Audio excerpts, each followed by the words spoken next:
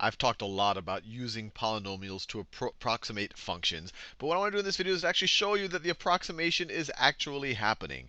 So right over here, and I'm using Wolfram Alpha for this. It's a very cool website. You can do all sorts of crazy mathematical things on it. So it's wolframalpha.com, and I got this copied and pasted from them. I met Stephen Wolfram at a conference not too long ago. He said, yes, you definitely use Wolfram Alpha in your videos. And I said, great, I will.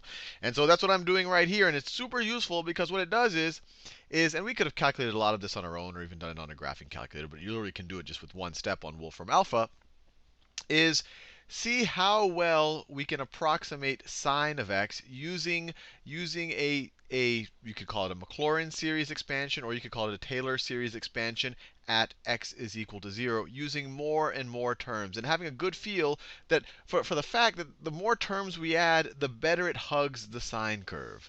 So this over here in orange is sine of x. That should hopefully look fairly familiar to you. And in previous videos, we figured out what that Maclaurin expansion for sine of x is.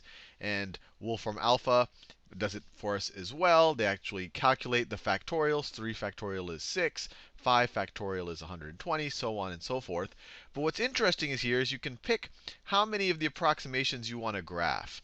And so what they did is, if you want just one term of the approximation, so if we didn't have this whole thing, if we just said that our polynomial is equal to x, what does that look like? Well, that's going to be this graph right over here. And they tell us which term, how many terms we used by how many dots there are right over here, which I think is pretty clever. So this right here, that is the function p of x is equal to x.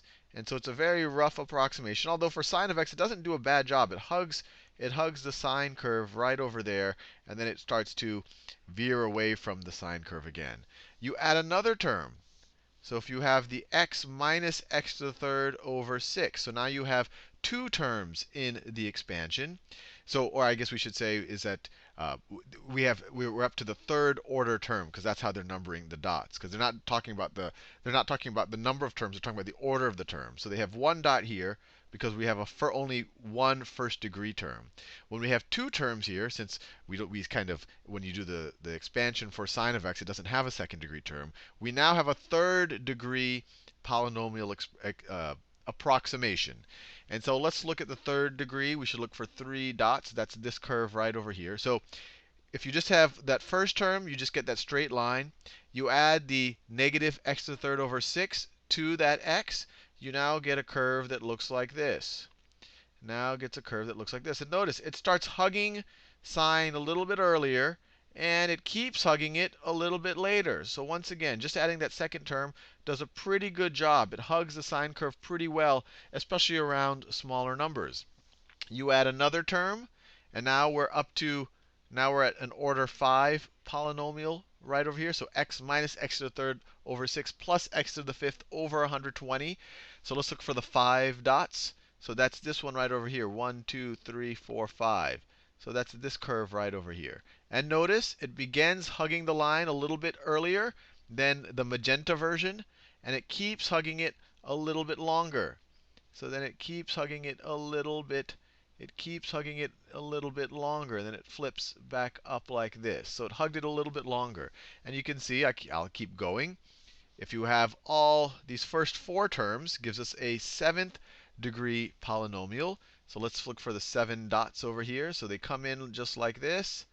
They come in like this. And then once again, it hugs the curve sooner than when we just had the first 3 terms.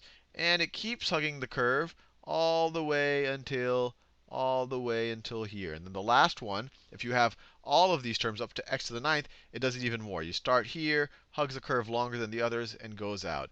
And if you think about it, it makes sense. Because what's happening here is each successive term that we're adding to the expansion, they have a higher degree of x over a much, much, much, much larger number.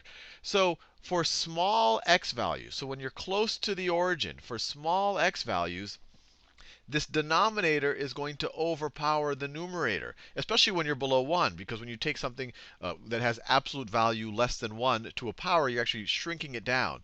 So when you're close to the origin, these latter terms don't matter much. So you're kind of not losing, you're not losing some of the precision of some of the earlier terms.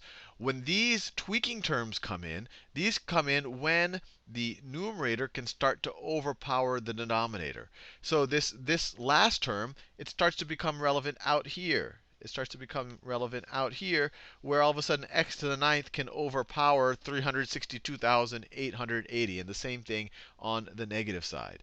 So hopefully this gives you a sense. We only have 1, 2, 3, 4, 5 terms here. Imagine what would happen if we had an infinite number of terms.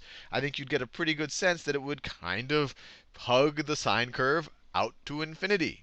So hopefully that makes you feel a little bit better about this. And for fun, you might want to go type in, you can type in Taylor expansion at 0 and sine of x, or Maclaurin expansion or Maclaurin series for sine of x, cosine of x, e to the x at wolframalpha.com, and try it out for a bunch of different functions. And you can keep adding or taking away terms to see how well it hugs the curve.